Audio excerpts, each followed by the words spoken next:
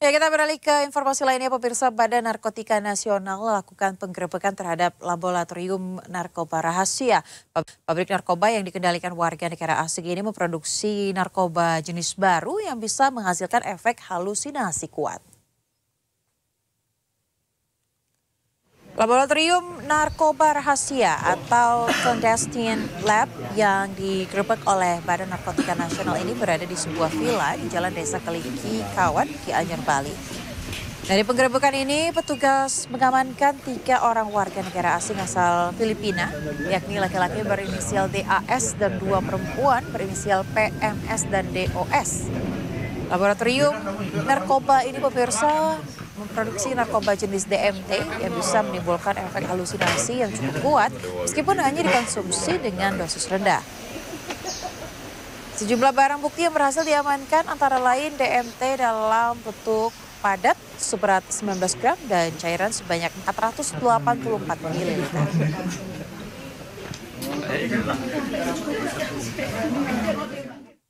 Pengungkapan kasus clandestine laboratori narkotika golongan 1 jenis N-dimetiltriptamin atau DMT adalah kasus yang unik. Kasus yang pertama kali ditemukan di Indonesia. Jika biasanya jajaran BNN atau Polri menemukan kasus pabrik narkoba jenis sabu, ekstasi atau PCC, tapi saat ini kita menemukan kasus narkotika jenis DMT.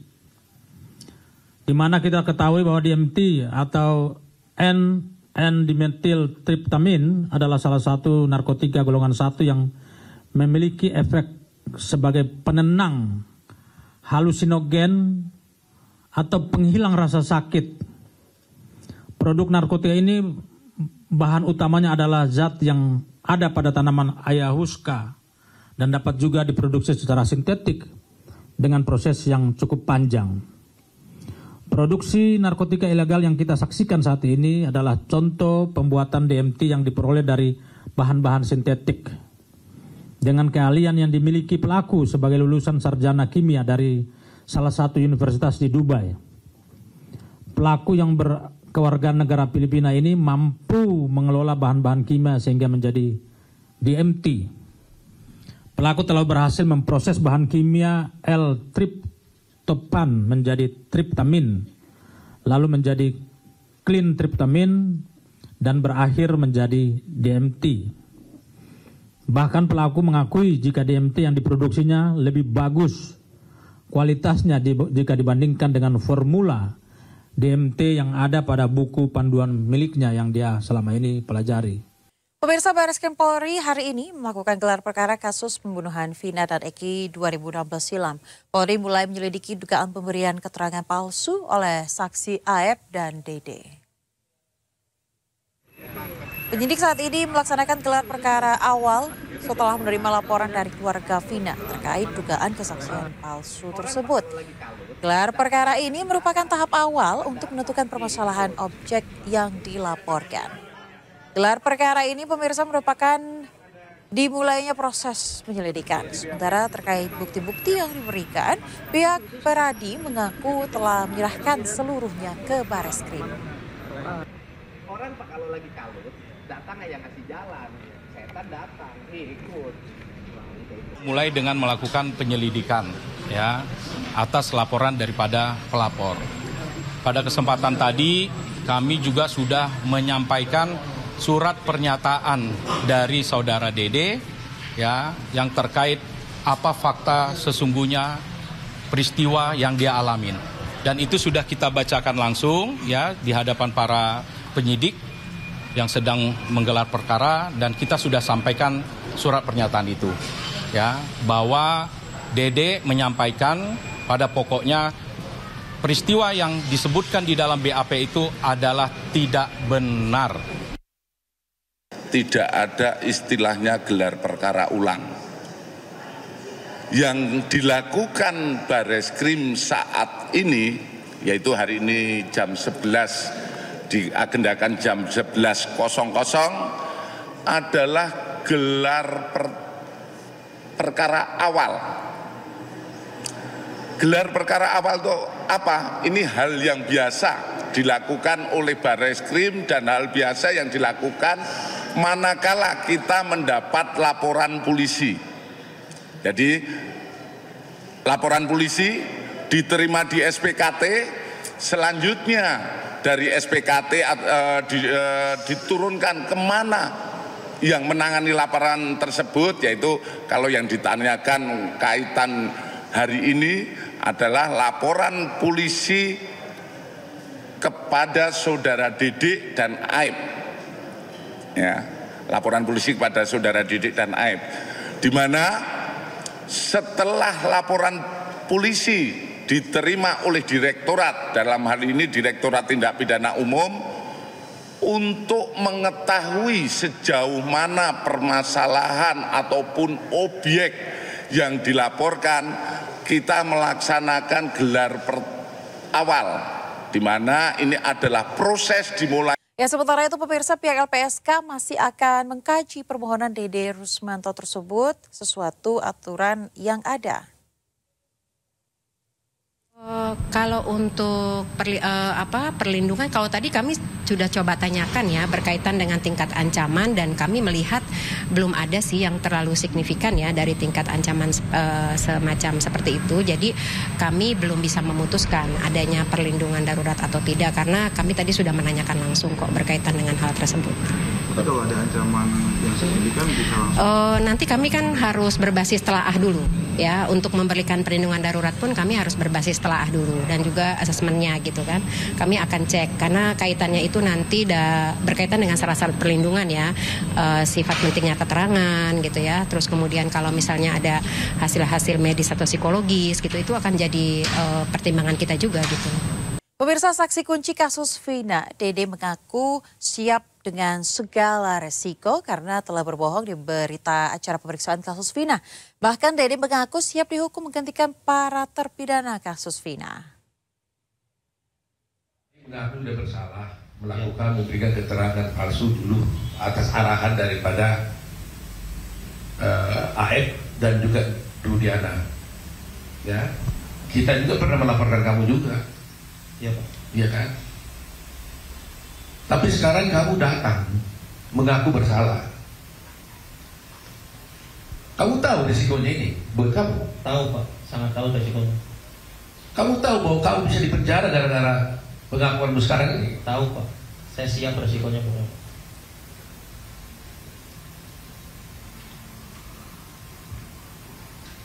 7 orang ini di dalam penjara gara-gara kamu. Iya, Pak.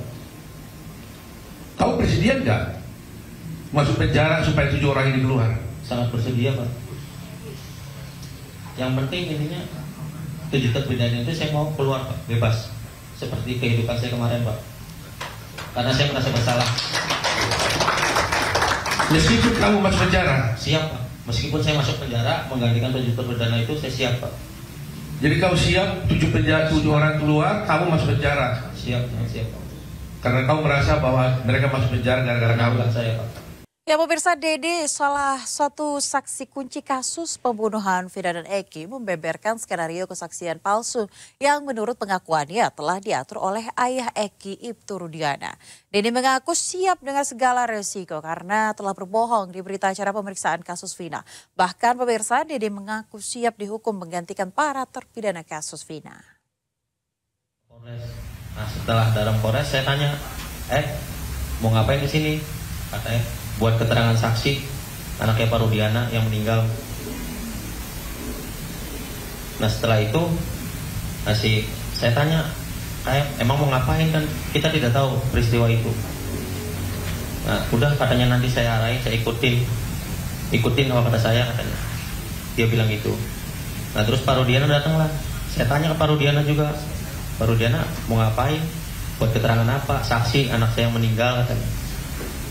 Nah, disitulah diceritakan saya nongkrong di warung. Kalau ke warung mah itu bener, Pak, ke warung malam hanya membeli rokok.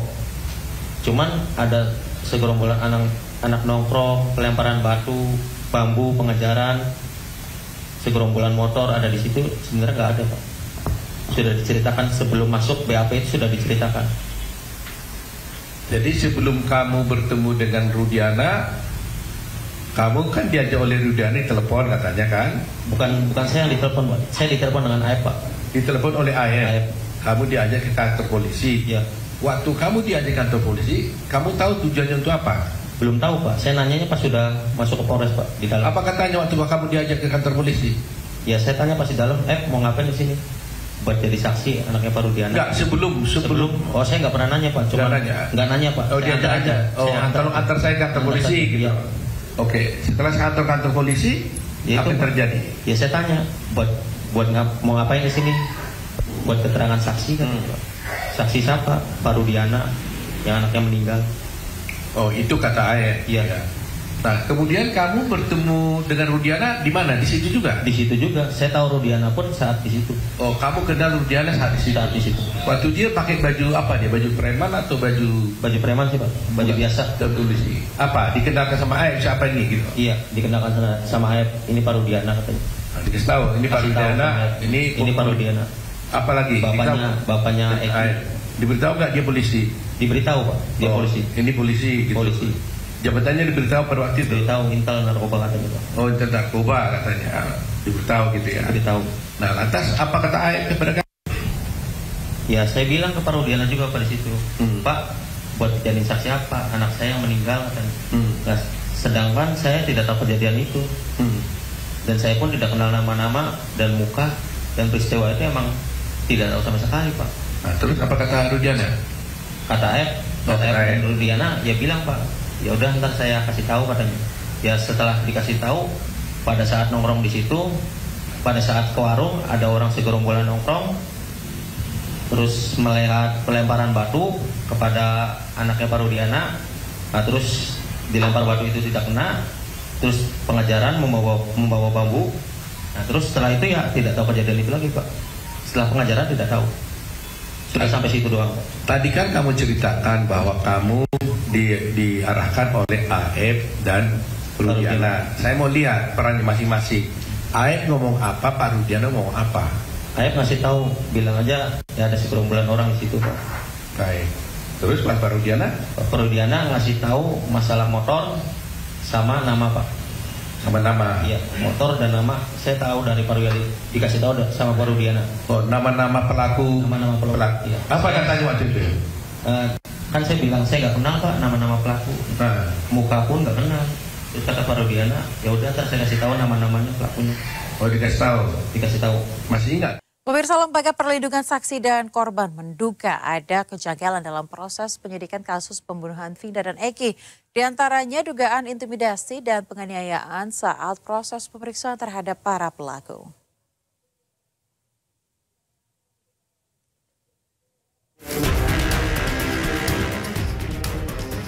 Lembaga Perlindungan Saksi dan Korban menduga ada pelanggaran dalam proses penyidikan kasus pembunuhan Vina dan Eki di Cirebon, Jawa Barat tahun 2016 silam. Di antaranya, indikasi penganiayaan terhadap para pelaku. Hal itu diduga dilakukan oknum penyidik untuk mendapatkan informasi terkait kasus tersebut. Itu juga berdasarkan penelaahan yang dilakukan oleh LPSK, terdapat beberapa temuan-temuan atau kejanggalan, antara lain adanya kejanggalan ketentuan KUHP dalam proses penyidikan yang telah dilakukan, dan adanya berdasarkan keterangan para pihak ada indikasi dugaan penganiayaan dan atau penyiksaan atau perlakuan yang tidak seharusnya yang terjadi pada tahun 2016. Selain itu juga terdapat inkonsistensi, ketidaksesuaian antara keterangan beberapa terdakwa berkaitan dengan peran masing-masing pelaku. LPSK juga masih terus mendalami beberapa kejanggalan tersebut dan mudah-mudahan juga nantinya akan kita teruskan kepada pihak yang terkait. Sebelumnya, Kapolri Jenderal Listio Sigit Prabowo menuturkan komitmennya untuk menuntaskan kasus ini secara adil dan transparan. Bahkan, tim dari Bareskrim, Propam, dan Irwasum Polri diterjunkan untuk melakukan asistensi dalam proses pengusutan kasus. Propam kita turunkan, Irwasum kita turunkan untuk melakukan pendalaman. terkait dengan peristiwa yang ada. Walaupun itu sudah terjadi 8 tahun yang lalu ya, 2016, namun tentunya kami memiliki kewajiban untuk melakukan pendalaman sehingga kemudian pada saatnya setelah semuanya lengkap kita akan sampaikan kepada masyarakat secara transparan tentang fakta-fakta yang kita temukan. Kematian sejoli Vina dan Eki yang menarik perhatian publik terjadi pada Agustus 2016 silam.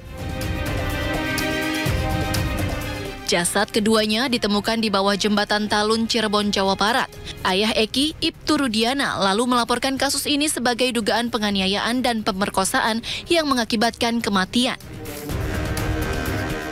8 orang ditangkap dan dijatuhi vonis penjara oleh Pengadilan Negeri Cirebon. 7 terpidana di penjara seumur hidup, sementara 1 terpidana lainnya divonis 8 tahun penjara lantaran masih di bawah umur. Tim Liputan iNews melaporkan. Anda kembali di Sindo Malam bersama saya Aya Nufus. Pemirsa, Kejaksaan Agung telah menyerahkan tersangka kasus korupsi timah Harvey Muiz dan Helena Lim beserta barang bukti ke Kejaksaan Negeri Jakarta Selatan. Selanjutnya, kedua tersangka akan segera disidang.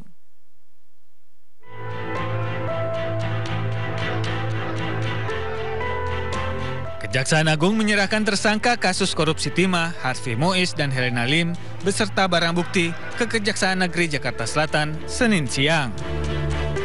Setelah diserahkan, Harvey Muiz dan Helena Lim ditahan di Rutan Salemba Cabang Kejari selama 20 hari ke depan. Kejaksaan juga menyiapkan 30 jaksa untuk penuntutan kasus ini. Dalam pelimpahan tahap 2 ini, jaksa turut memamerkan barang bukti uang senilai 35 miliar rupiah. Selain uang 35 miliar rupiah, jaksa juga memamerkan sejumlah tas mewah dan 7 mobil mewah berbagai merek. Ketujuh mobil mewah ini merupakan milik salah satu tersangka, yakni Harvey Muiz. Namun barang bukti yang disita dari para tersangka ini baru sebagian dari seluruh bukti yang disita oleh kejaksaan. Jajaran Jampitsus menyerahkan tersangka dan barang bukti atas 2 tersangka yang pada waktu lalu telah dinyatakan lengkap. Penyerahan tersangka dan barang bukti ini merupakan tanggung jawab dari penyidik dalam rangka memenuhi maksud pasal 139 KUHP. Tentu penuntut umum pada Kejaksaan Negeri Jakarta Selatan akan melakukan pemeriksaan terhadap kebenaran identitas dan formalitas tersangka dan barang bukti. Tentu ini dimaksudkan supaya dalam penanganan perkara ini tentu tidak ada error in persona. Harvey dan Helena akan segera disidangkan terkait kasus korupsi tata niaga komoditas timah di wilayah izin usaha pertambangan atau IUP PT Timah Tbk tahun 2015-2022. Kasus yang menyeret 22 tersangka ini diketahui telah merugikan negara sebesar 300 triliun rupiah. Dari Jakarta, Tim Liputan iNews melaporkan. Pemirsa, barang bukti milik tersangka dugaan korupsi PT Timah suami artis Sandra Dewi Harvey Muiz dan Crazy Rich Pantai Indah Kapuk Helena Lim diperlihatkan saat pelimpahan berkas perkara di Kejari, Jakarta Selatan. Selain tumpukan puluhan triliun uang, pemirsa, tas mewah milik Sandra Dewi dan mobil mewah sebagai barang bukti turut diserahkan.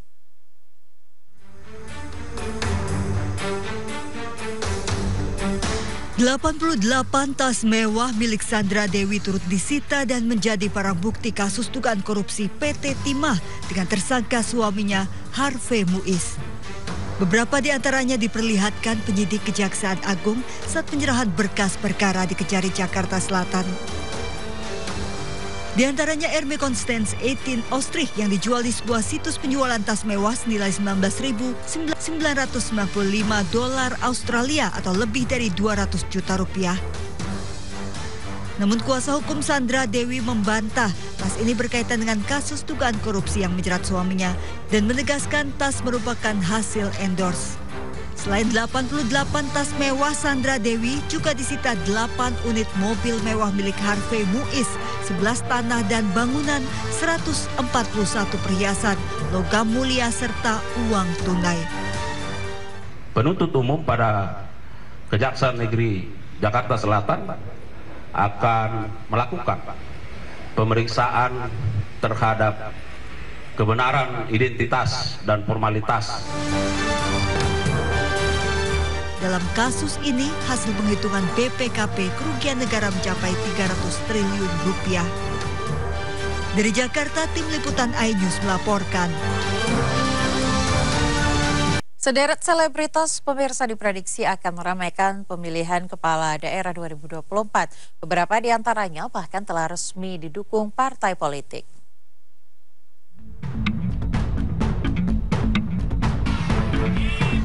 Tak berbeda dengan pemilihan legislatif, pemilihan kepala daerah atau Pilkada 2024 diprediksi akan diramaikan oleh tokoh selebritas. Terbaru, komika Marcel Widianto resmi diusung Partai Gerindra untuk maju dalam Pilkada Kota Tangerang Selatan. Marcel akan disiapkan sebagai calon wakil wali kota Tangerang Selatan. Marcel dipilih salah satunya karena mewakili sosok anak muda yang punya daya juang tinggi. Pengusungan ini sekaligus menjadikan Marcel sebagai salah satu kader Partai Gerindra. Penyanyi Krisdayanti juga tengah bersiap ikut dalam Pilkada. Anggota Komisi 9 DPR RI 2019-2024 ini telah bertekad bulat maju menjadi bakal calon wali kota Batu, Jawa Timur. KD telah menyerahkan dokumen pendaftaran sebagai bacalon wali kota Batu ke DPC PDIP Kota Batu. Musisi Ahmad Dhani pun tak ketinggalan. Mantan suami Maya Estianti ini disiapkan Partai Gerindra untuk maju dalam Pilkada Kota Surabaya. Ahmad Dhani kini duduk di kursi parlemen usai menang di Dapil Jatim 1 pada pemilihan legislatif 2024. Penyanyi jebolan ajang pencarian bakat Siti Rahmawati atau Siti KDI juga percaya diri ikut Pilkada 2024. Siti digadang-gadang akan maju dalam Pilkada Polewali Mandar mendampingi Sekda Polewali Mandar Andi Bebas Manggazali. Siti pun rela pulang kampung demi keseriusannya dalam kontestasi ini. Selebritas Raffi Ahmad juga kencang diisukan akan maju dalam Pilkada. Raffi mendapat sinyal positif akan diajak Bupati Kendal Diko Ganinduto maju sebagai calon gubernur dan calon wakil gubernur Jawa Tengah. Namun ketika kembali dicecar awak media, Sultan Andara ini terkesan enggan menanggapi. Terjunnya artis atau selebritas dalam kontestasi politik bukan fenomena baru. Mereka yang dulu hanya dikenal lewat karya dan penampilan mereka di dunia hiburan, kini banyak yang telah duduk di kursi eksekutif maupun legislatif. Pengamat politik Henry Satrio menilai, pencalonan artis dalam kontestasi politik adalah hal yang wajar, karena telah memiliki modal popularitas yang lebih maju ketimbang elektabilitas. Meski demikian, popularitas bukanlah jaminan bagi para pesohor bisa memenangkan pilkada. Jikapun akhirnya mereka terpilih, diharapkan para pesohor ini juga memiliki kapasitas untuk memimpin daerah mereka. Tim Liputan iNews melaporkan. Ya, kita informasi lainnya, pemirsa, Presiden Joko Widodo bersama Ibu Iriana menghadiri acara Puncak Hari Anak Nasional 2024 di Istora Papua Bangkit, Jayapura. Tema dari peringatan Hari Anak Nasional ke-40 ini yakni Anak Terlindungi Indonesia Maju. Kehadiran Presiden Joko Widodo bersama Ibu Negara Iriana Joko Widodo disambut dengan iringan musik dan sorak-sorai dari anak-anak yang hadir di peringatan Hari Anak Nasional ke-40 di Istora Papua Bangkit, Jayapura. Presiden dan Ibu Negara menyapa anak-anak dengan memakai topi rumbai khas Papua. Selain itu, Jokowi juga memberikan kuis soal penjumlahan hingga pengetahuan umum. Tantangan Presiden pun disambut antusias anak-anak yang hadir dan langsung berebut maju hingga memadati area depan panggung. Papua dipilih sebagai lokasi pelaksanaan agar kemeriahan perayaan Hari Anak Nasional dapat dirasakan anak-anak di daerah terpencil dan terluar.